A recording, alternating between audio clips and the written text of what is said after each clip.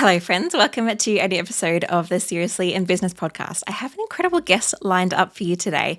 Her name is Emily Foster, and she is a graphic designer. I don't often have graphic designers on the podcast, but Emily was a wonderful exception because she is here to talk all about brand color psychology. So if you are in the process of choosing your brand colors or wanting to tweak them a little bit and you want to make sure you're doing that really strategically, this is the episode for you. So if you don't know Emily, Emily is the owner of Emily Foster Creative. She is a branding and website design studio that specializes in building personalized brands and websites for creative entrepreneurs looking to up-level their business. And I just know you're going to love this episode with Emily. So let's not wait any longer. Let's dive in.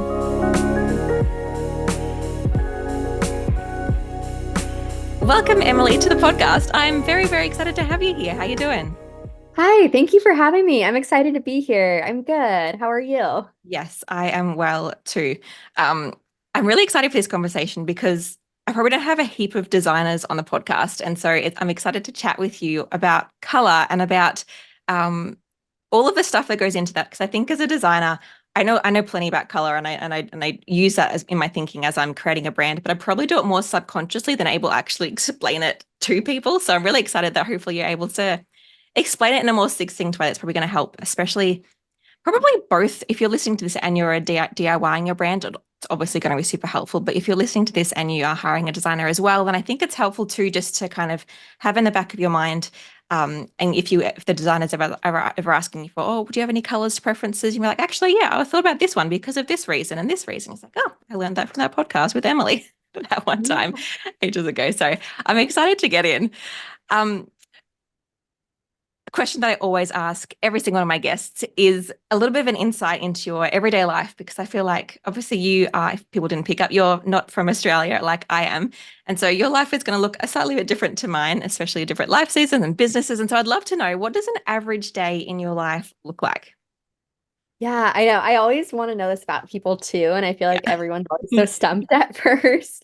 I would say the average work day lately looks like we've been getting up at 6 a.m. I guess that whole new year and trying to be healthier thing, and then going to the gym and coming back. And my husband recently started a new job, so he's not working from home like me. So I'll usually kind of get ready while he's getting ready. And then when he goes off, I do like, I guess what I call my entrepreneur morning routine of like Mm. journaling and affirmations and sometimes like meditation and then like reading a little bit, whether it's fiction or nonfiction.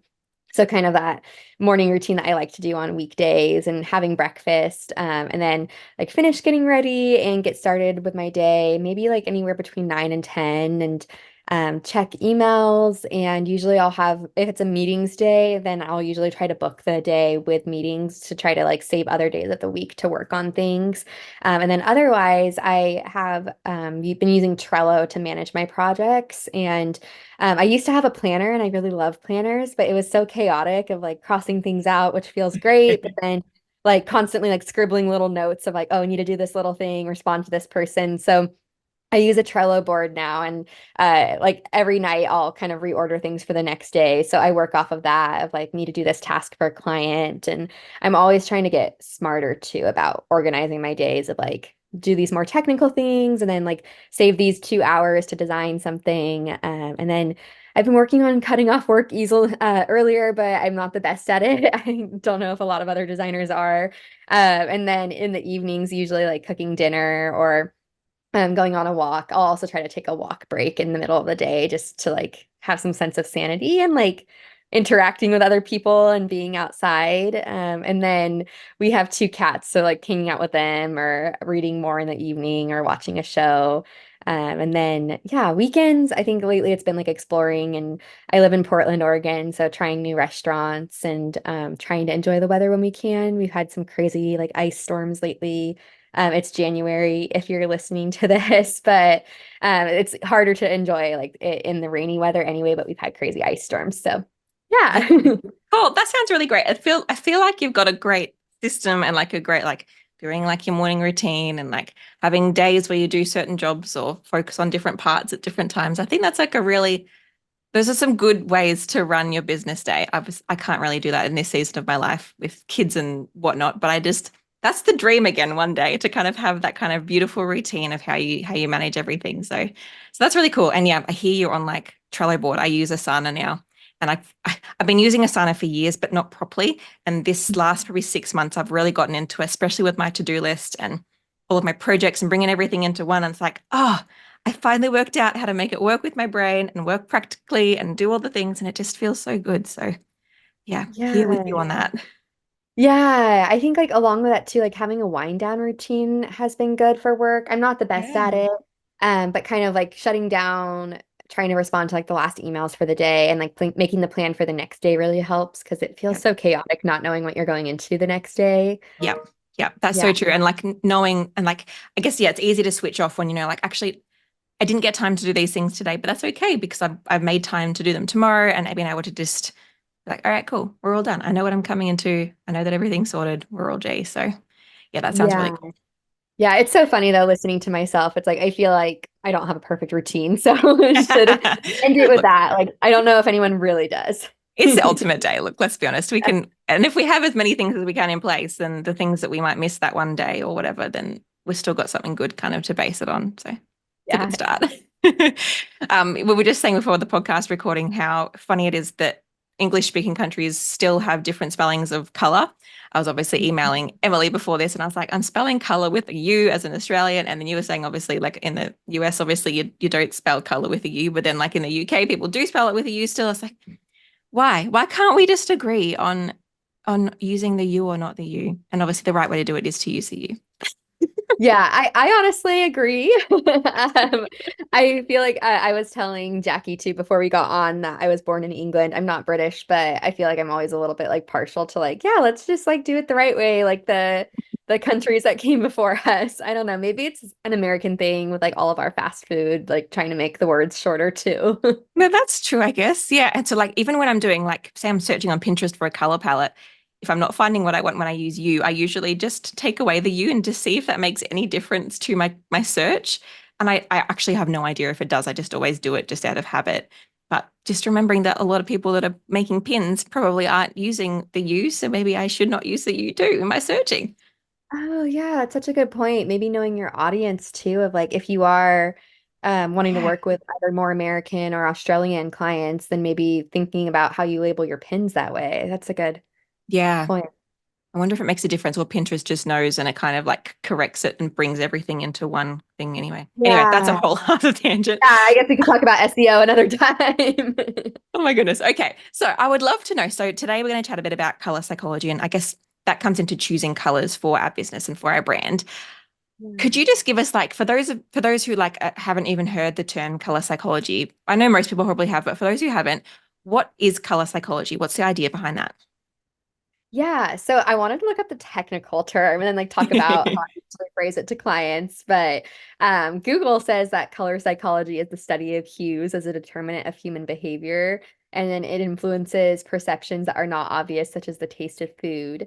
So usually I'll explain to Mm. people that color is how people like it basically persuades how people feel, and using it in your branding and your brand psychology has an influence on the way that they're going to behave or how they'll react to your brand. Yeah. So yeah, basically the study of emotions and how it influences with color and all of that. Yeah. Yep. Yep. That's a great way to put it, I think. And so what got you into wanting to kind of look deeper into this idea of color psychology? Obviously, as a graphic designer, it's kind of part and parcel of the job to some extent, but I feel like you probably got a little bit more understanding that you've pursued almost a little bit more uniquely.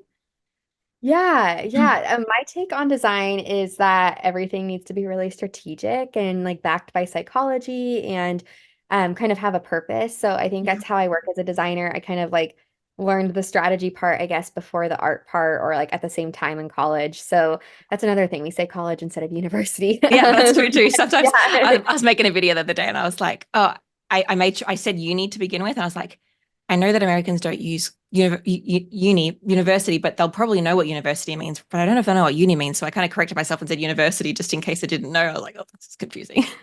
Yeah, yeah, exactly. But I studied a lot of strategy and art in college, and so I think that knowing the psychology behind color is so important to me because I really want to show clients like the purpose behind each decision we're making and that we're making more than just like pretty decisions. And I feel like that's really the differentiator for me as a designer versus someone just designing their own brand is like to be able to back it up with like, no, actually, like it's not like I have an entire like master's or bachelor's degree or something in color psychology, but like I've actually like learned about it in college and like studied it and I understand it and am able to like develop brands that incorporate that. So that's the biggest thing. And also being able to kind of like convince myself as well too of like you do definitely have an instinct I think when you're a designer of like Yeah. choosing a color palette and you're like yeah I know this looks good but it's being able to like prove to yourself of like no this actually like based on lots of studies and the way that people behave like this is going to work. Yeah, yeah, that's so good.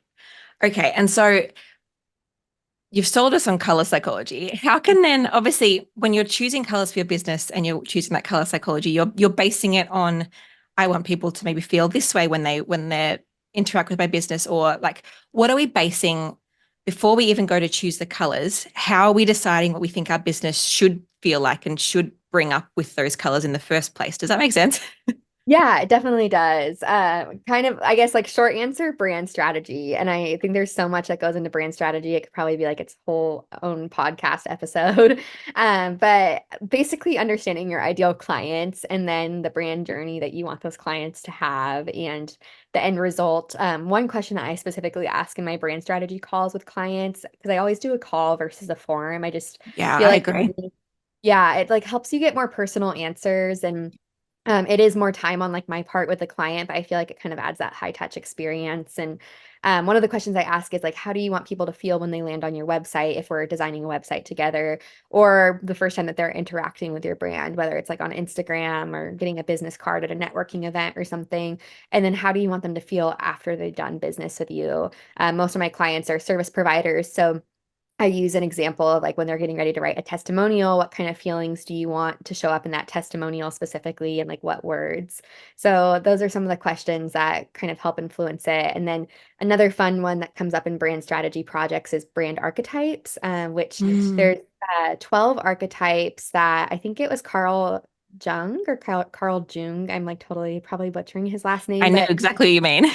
yeah, he developed like these 12 archetypes, and sometimes there's different names for some of them, like the Joker and Jester are kind of synonyms for the same archetype of that's a little bit more silly and whimsical and doesn't take itself too seriously. And then there's like the lover. So I'll walk through those with my brand strategy clients, like the larger packages that I book, and we talk about like what does it mean to be one of these archetypes. We'll walk through a quiz to help them figure out like what one or two they're most like. And that usually influences too, like knowing where they are with that. And then also taking a look at their competitors and like the competitive analysis of everything. I really like to get a good idea for their industry so that we're picking colors that align with that industry, but then also finding a way to help them stand out. So I work a lot with photographers and wedding pros, and I feel like, of course, like pinks and soft blues and like whites and everything like that are very common, but trying to find a way of like, can we have at least one or two brighter colors as part of this? Or if it aligns with their vibe and their brand archetype, like, does it make sense to go more in a dark and moody direction? And how can we kind of make them feel on par with their competitors, but not blend into Yeah. what everyone else is doing? Yeah, yeah. I talk about that a lot in my podcast because people are always like, oh, I want to be totally different to all of my competitors. And I'm like, I mean, you can, but you still need to look like a florist or you still need to look like a Yeah, wedding vendor to some extent because otherwise it's yeah, just not going to make exactly. sense to your audience. So yeah, Mhm. finding that perfect like balance of looking like your industry, but also being different so that you stand out and you are unique and all of those beautiful things. Okay. And so what are some different, could you give us some examples of some, maybe even some color palettes you've done recently if you've got some good examples, but some different things that maybe a business might want to represent and then the colors that might be a good thing for them to consider if they want to represent that? Yeah, so I had a wedding planner that I worked with about a year ago, and she is, I would say, not like ultra luxury wedding planner, but definitely like in the luxury industry. She's a destination wedding planner, and So her clients are paying like at least 4 figures to work with her, sometimes 5 figures. And one color that we chose is blue. That tends to be in a lot of the color palettes I choose. Mhm. Like maybe it's just because of the industry partly, but I think blue is very common in color palettes because it builds like it evokes a sense of trust and calm. And I feel like now, if you're listening to this, you're going to notice it more and more. But like everything from like banks to hospitals and healthcare companies and law offices use it. So I think that's why a lot of like kind of luxury services use it too, because you really have to build a sense of trust in the clientele that you're working with. So we used a few shades of blue in part because of the industry she was in. And then also because of building trust. She's also based in France. So that was a component of kind of Mm. looking at the aesthetic of everything we wanted to do. So one of the patterns that I ended up designing for her looked, her initial feedback was like it reminded her of her husband's like grandma's wallpaper in her kitchen. Well done. And I was like, well, that's actually the feeling we're going for because Yeah. she was a wedding planner, but her ideal clients aren't. Her ideal clients are in Australia and the US and England. So they're not necessarily super familiar with like French grandma's wallpaper. So like that combination of blues, but then we also brought in like a deep wine red that's kind of like a Bordeaux color. She also works in the Bordeaux region. And then a gold, kind of, it was more like a yellow mustard kind of gold. So to kind of escape from the cliche of like being super like light and airy, like maybe other wedding planners in the area would be, like we chose something that was a little bit brighter because one of her archetypes, I believe, was the Joker, or it was something similar where she basically has more of a playful feel to the work that she does. Like while she does work with like high-end clients, and takes herself seriously, I don't want to say that she doesn't. It's like it's more of an effortless and like lighthearted process. And she really likes to work with couples who want their wedding day to be very like lighthearted and not like all the pomp and circumstance necessarily that like an ultra luxury wedding planner would look for. So we kind of brought in a little bit of that casualness with that color, and then a light pink too, but it had more of a peachy tone too, so it felt a little bit more casual than like a regular blush that you would see. So bringing those all together, and it was really interesting because I was kind of going back and forth on the mood board before I even like sent it to my client and asked for another designer friend's feedback on it. And she also popped out like a color psychology book, like a textbook that she had from college. We went to college together. And she also gave me the feedback that it like reminded her of Beauty and the Beast, like Beauty and the Beast Yeah. colors. And I hadn't even like thought about that movie at all or like the story at all when I was developing this. And I'm like, oh, okay, well that actually like is right on point then because I believe Beauty and the Beast is set in France and like evoking feelings of romance and everything like that. So lots of like feeling kind of words that I told in that story. But Yeah. And I think some good things to note from what you've said there. There's two things I want to make sure I remember. Firstly, is that what you kind of mentioned there of like, there's not, sometimes there's like blue equals trust, green equals fresh, or whatever it kind of is. But there's also some more subtle things in there, like this kind of color palette reminds me a little bit of Beauty and the Beast, which is also kind of romantic and a little bit more like this. And also that point of choosing like a lighter version of this color versus a darker version of this color is going to do different things as well. Like choosing even for blues, choosing a really dark, a kind of like a gray blue is going to say something totally different than choosing a really light bluey green. And so mm, as you're thinking about this for your own businesses, to remember that it's not just as black and white as this equals this equals this. There's a kind of a deeper, more nuanced take to it. The kind of there's a whole spectrum of things there that are kind of at play, and some things are really obvious and really strategic.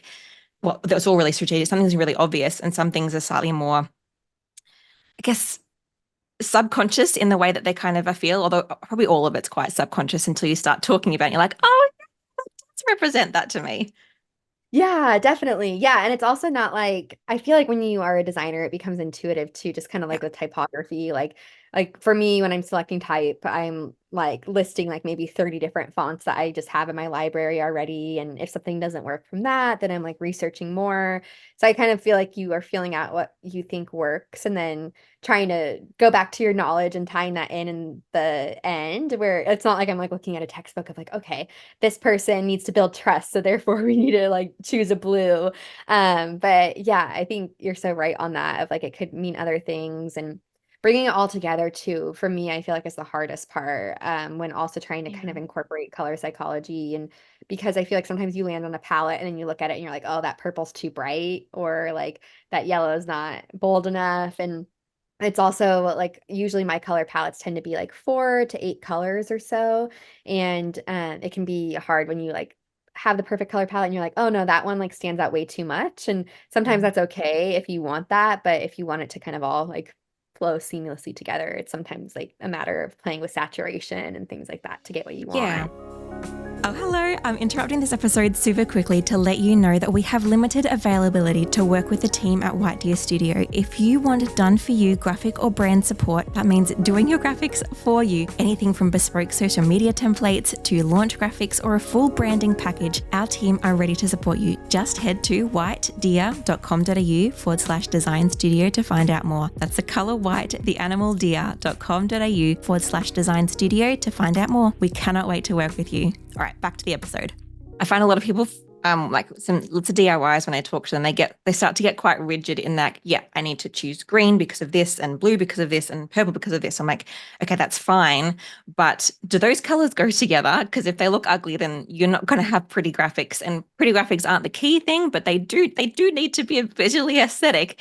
Yeah. And so there's this beautiful balance between, yeah, having that strategy behind choosing your color and then having the nuance to know, like, actually I need to mute down that blue so it actually goes really well with that green, or I need to change that purple to be slightly more of a pinky tinge to kind of fit over here. And obviously that could change the way that it looks. Like a pinky purple is going to probably say something quite different in our minds to a really like a bluey purple probably says more regal and royal than a pinky purple does. And so thinking those things through. And I think what you've kind of said around like how you asked your designer friend, asking other people almost what they kind of think about these colors. Like sometimes in some of my master classes, I share color palettes. I'm like, what kind of business could this be for? And usually people are all saying the same kind of business. They're like, oh, this could be a law firm or an accounting firm, or this would be a florist or like a nail salon. And people have these ideas of what these colors might be for. And so asking people those questions, I think, can be a really great way to help us to check if one things are working. If they're like, oh, that doesn't look very nice, and like, oh, okay, maybe I need to get back to the drawing board. Or yeah, building on that idea of, yeah, like, does this actually look good, and what feelings is this evoking for people that's not just me? Yeah. Yeah, I love that test. And I know like with brands that have like, like a 100 plus $1,000 budget for branding, like they'll do focus groups and Yeah. test things like that. Sometimes like I wish that we had more of the opportunity as like small business designers to like get together a group of 20 people and like pay them for their thoughts of like, does this shade of orange work for you? Because I'm sure like big brands like Coca-Cola and things have done that for years. Yeah. Yeah, that's so Yeah. true. So you can almost use, like, if you're wanting a brand similar to Coca-Cola, check out the color palettes they've already researched and kind of use something similar, because then you're like, oh, well, they've done the focus groups. I don't need to do that. Yeah, that's Great. true. Can just kind of use I their know. research. I know. Is there like, can you copyright a color? I'm pretty sure that you can't Pretty sure because like, Cadbury's done that with their purple. But yeah. I don't actually know if Coca-Cola's done that with their red. You would kind of assume that they have, Yeah. but And I I don't know haven't how heard as hard you much like I have copyright with it for. Cadbury. Like maybe it would be like you just copyright it in your industry. Like I don't know how Coca-Cola would necessarily stop like a Yeah, lawyer one from using the same shade, but it's a whole other thing. So, yeah. could you give us a bit of an insight into the colors that you've chosen for your own brand and why you chose them? Yeah, I know. I actually, it's so funny because I feel like I need to do a rebrand. Like just my business has evolved and I want to change things, but a lot of it was based on like my industry of not the design industry, but like the industry I want to focus on working with. So like wedding photographers and pros, and so that was part of the reasoning. I have basically a lighter blue, a gold, a darker blue, and then like a light purple and white Mm, as my main color palette. So I chose like the white and the blue to have a lot of contrast, and I wanted a darker shade and then a lighter shade. That's something I always recommend clients is like have like yes. a light neutral and a dark neutral. Yeah, because sometimes designers honestly miss that mark, and it's so frustrating when you're like not the brand designer, but you're like the Yeah. marketing designer and you're stuck with their brand guidelines. Yeah, it's like, just for like, that's one of the biggest tips I give, either even graphic designers in my team when they're designing, or clients is use those colors in a design and see if that actually works. Like, oh no, that color contrast isn't quite strong enough. I really do need that lighter version of that blue to make this actually work in practice.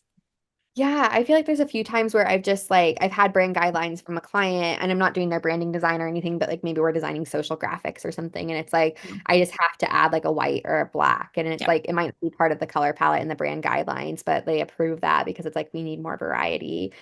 So yeah, the white is kind of like a cream, like not completely stark white, and then the dark blue I actually chose. It's more like a sapphire tone. And I was born in September, and that's my birthstone is a sapphire. So I was personally connected to it and had that color, but it also aligned with the industry. So I chose that. I also wanted a gold. I feel like I wear like a lot of gold and like kind of lean to be like more of a warmer person. So with all of my colors too, as like a side note, I kind of took the like a light blue and made it slightly warmer. Like it's not like a blue green, but I feel like it's not the coolest light blue. Sure.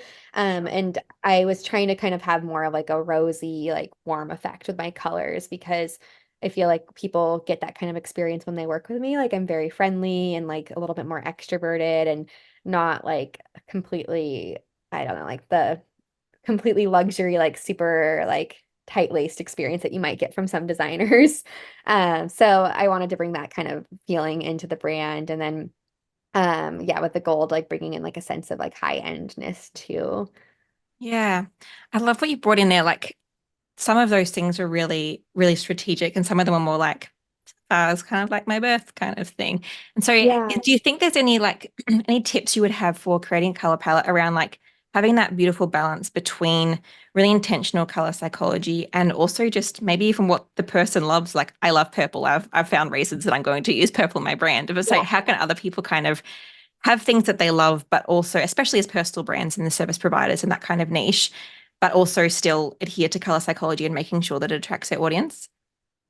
Yeah, I would say sort out the kind of feeling that you want to evoke when people work with you. I feel like this is probably something that you just need to do if you're a personal brand. I would recommend if you are like an agency or like product-based brand, like you probably need to kind of like just take your emotions out of it and like Yeah. even if you have a favorite color, if it doesn't make sense for your audience, then don't use it. But with a personal brand, I think thinking about like your personality and what people experience when they work with you. Like, I think a great thing can be like looking at past testimonials, asking past clients, like, what stood out about their experience with you or like your personality. And then also thinking of like your ideal client's personality. And you can kind of get an idea for those feelings and what kind of colors you can lean into. And then if you like really have a favorite color, explore like based on that feeling, is there a certain shade Mm. like you were saying about purple? Like maybe you could explore like a certain shade of like purple if people feel like they got like a really like calming and like kind of like handheld experience with you. Maybe it's like a lighter purple that Yeah. like means a little bit more cool or something. Or if you're trying to portray like a sense of luxury, go with like a really deep purple. An example where I use this is a bookkeeper client who is also a purple person. I feel like you purple people are like I We're don't know. passionate. Yeah, I feel like I've never met a non-passionate purple person. I was talking about it with another brand designer friend too, and it's like, yeah, like I don't know anyone who's so serious about a color outside of people who love purple. Um, Oh, such a good call. but she loved purple and was like, I know you're doing my rebrand, but can we like please keep the purple in some way? And she kind of had like a very like playful, warm purple, and she's a bookkeeper. So Right. I ended up actually, I think I kept two or three shades of purple in her palette and like brought in some greens and neutrals too. Because like green with money, it wasn't as simple as that, but to kind of like paraphrase. And so there was like a dark royal kind of purple and then like a very calm light purple to have that Mm. contrast. So Yeah. you can definitely bring in your favorite color. I think there's so many possibilities with like different shades and things like that. I feel like a compromise to make though is to only bring in like one or two of your favorite colors, Yeah. not necessarily try to make the whole palette about just what your favorite is. Yeah, exactly. Because as you say, it's not just about you as the business owner. It's about the audience. It's about like if yeah if my target audience were males, I probably would never have used the purple. But because my target audience is females, I'm like, yeah, I'm going to lean into that.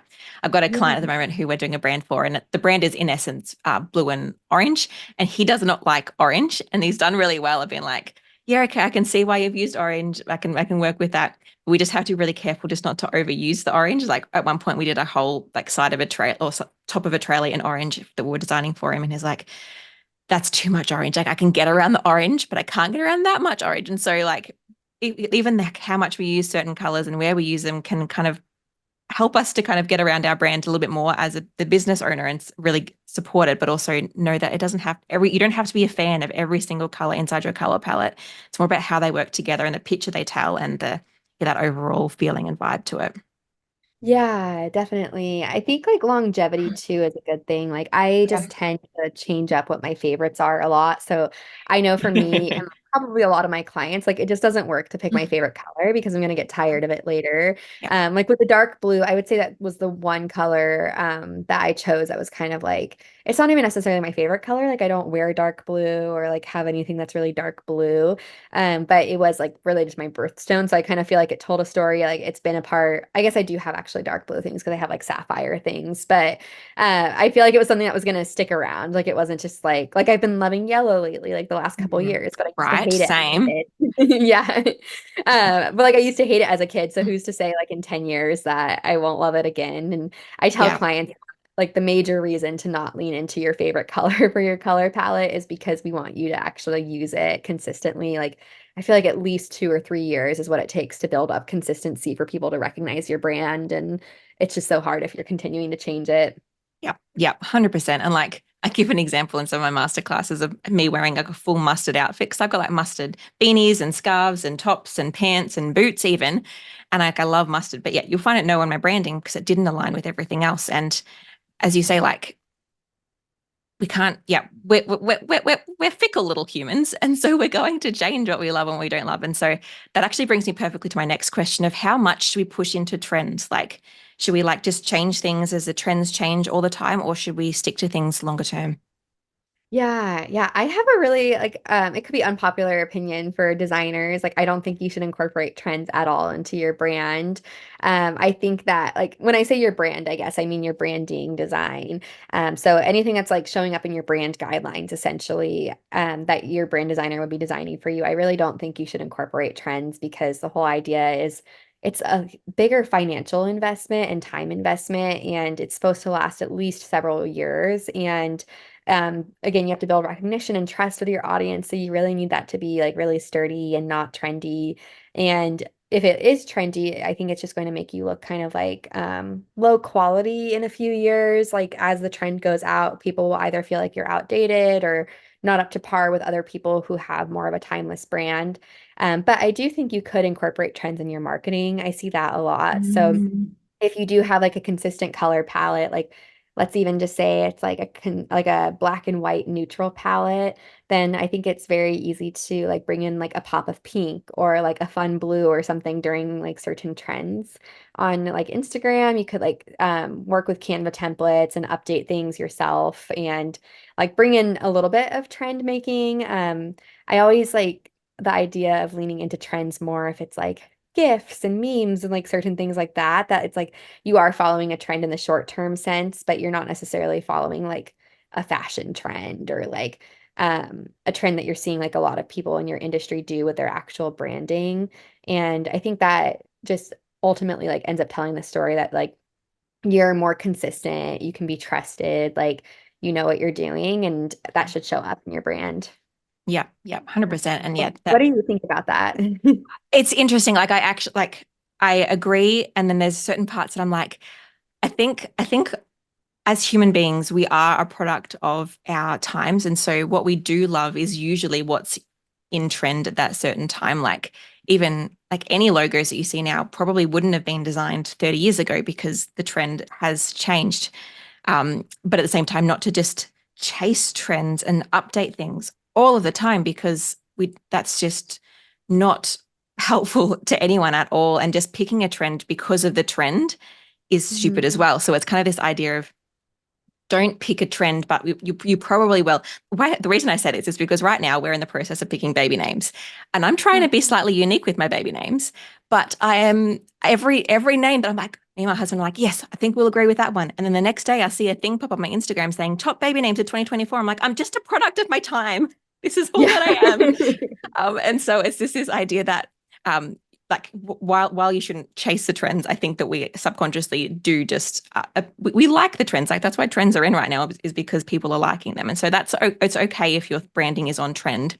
But I think not following like not chasing after them wildly intentionally and like obsessively and not changing things regularly and not making like I think sometimes some people can push into a trend so much that when it does start to go out of trend, it's really obvious that it's gone out of trend. Whereas having a trend just more subtly, like, oh, serif fonts are really in right now and with a really cute kind of glyph on them. Use Mhm. that, but that doesn't mean you have to like, yeah, change it the second that kind of slightly edges out of style again, because it will.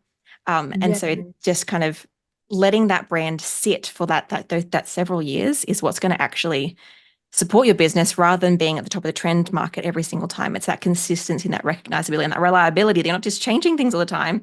That actually speaks far more volume. Yeah.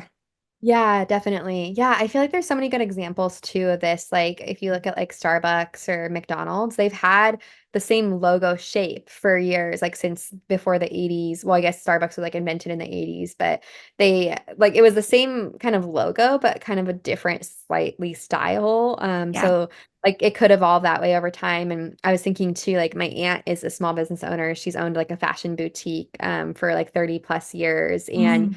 she's had, for as long as I've known her, I think almost the entire time since she first hired a professional designer, she's had like a professional logo that is like in a very like specific kind of style of font, like that you can't even repeat because I think it was like probably like hand manipulated or something. And she's always used that, and then she's always used like kind of like a bright yellow and a purple in some way. And like I've done a lot of marketing for her over probably like the last 8 years or so, and it's changed. Like I've kind of used a cooler purple for her sometimes and then a magenta, like as she kind of changes basically her opinions on how she wants to do things. But like keeping those two colors has been pretty consistent Yeah. with her packaging and her marketing and everything over time. And then we were having a recent conversation of like she changes her tagline and like her messaging and like the way that she's talking about things like probably every few years. And it's kind of like she'll go through like a new like rebrand during that time is what she calls it, but it's not really a rebrand brand in the sense that we would think of like redesigning the logo and a new color palette and everything. It's kind of like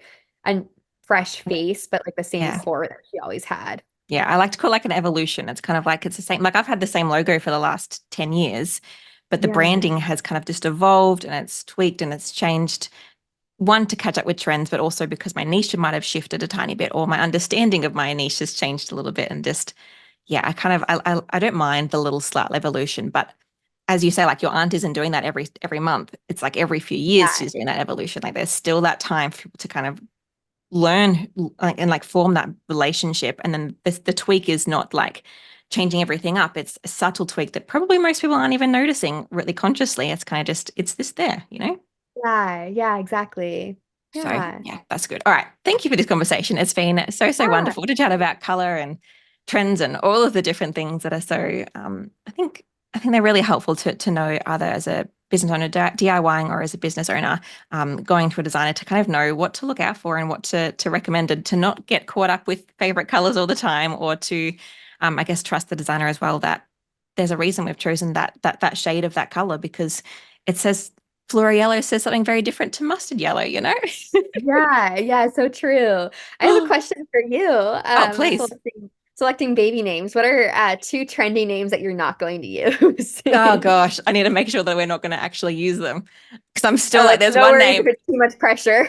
Yeah, there's so many. Oh, there's all of the cute girl names right now. They're all like, there's very much like the older names are coming back in kind of trend at the moment, which Yeah.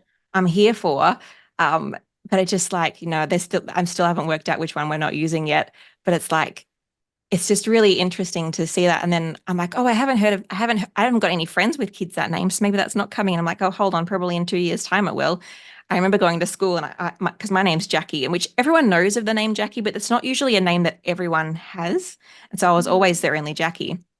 But like in my age, there was like lots of Katie's, Emily's, Sarah's was probably the Yeah. three common name like yours. And I always felt really sorry for like the people who had double ups in the class. I'm like, oh, that's really annoying. They have to like Katie M and Katie T. And it's like, it's just annoying for them. I was like, I don't want to do that to my kid.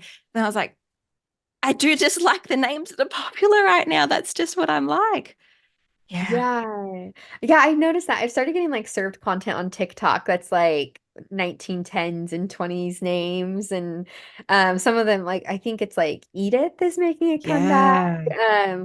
Where like sorry to all the Ediths out there. It's not like my favorite name ever. But it's But like I, of yeah. course there's the women who think that it's very cute and like that's there's a Yes. reason it's gonna come back too. Yep, exactly. And I think the names like Edith, they're probably five, 3 to 5 more years into coming into like really mainstream. And so in like 3 to 5 years' time, people like you and me right now, they're like, oh, Edith, I can see that's all right, I guess. We're probably like, oh, Edith, can't wait to name my kid Edith. And it's like just our preferences just are so based on what people are enjoying right now. I just find that so interesting Yeah. as a cultural observance. Like names Yeah, that I it's so wouldn't have true. never have picked 5 years ago, 10 years ago. I'm like, oh, that's so cute. I'm like, who am I? Who am I I? know. I know. And thinking about it, it's like, okay, I'll be like in my 80s or 90s someday, and everyone will be like, Emily, what an old-fashioned name. Right? It's the same thing. Yes. Like my mum's name is Sharon, and I asked my grandma why she chose that name, and she literally went to the newspaper and picked the most popular name. I Yeah. was like, okay, Yeah. I think there's a that was thing. why she Yeah. chose it. She wanted it to have a popular, normal kind of name. I was like, there's another way to go about it too. That's fair. Anyway, Yeah. how could we, if my listeners are like, oh, let's get in touch with Emily, let's have a stalk of her website and see what that branding is like, or learn anything from you, how can we get in touch in your world? Yeah, I'm Emily Foster Creative on everything. So my website is emilyfostercreative.com. And then Pinterest and Instagram and Facebook, I'm at Emily Foster Creative. And yeah, you can find me there. I have like a blog that I think I have a whole blog that goes into brand colors. And I know that Jacqui's going to share like a brand colors freebie and maybe a website freebie too. So feel free to check that out too if you just want some more like fun ideas of like how really big name brands use the colors and the emotions and psychology that goes behind each one. Yeah, that's perfect. So the link for that will be in the show notes or the description wherever you're watching or listening to this. So make sure you have a check of that out. Like I want to have a look at it and just see what different things people and businesses are doing with different things. It's always good fun to kind of look at. And I think it helps you when you start to notice what other businesses are doing. It helps you to kind of get in your head, get in the back of your mind, I guess, when you're thinking about your own business, that you can kind of do that more strategically rather than just fickly choosing a color that's popular right now. So yeah, that's Yeah, amazing. that's true. Yeah, thank you so much for having That's me. all right. Thank you so much for joining me. It's been so wonderful. And yeah, enjoy the rest of your day, which is a lot more left in your day. No, a lot more left in my day than there is left in your day. So I hope you loved that episode as much as we loved recording it for you. If you enjoyed this episode or you want to learn more from me, make sure you hit that subscribe button so you can stay up to date with all of the latest episodes and podcasts. If you're on YouTube, I've got tutorials that come out every second week. We've got lots of different guest interviews, solo episodes, and there is so much more for you. So I'll see you next week. Bye.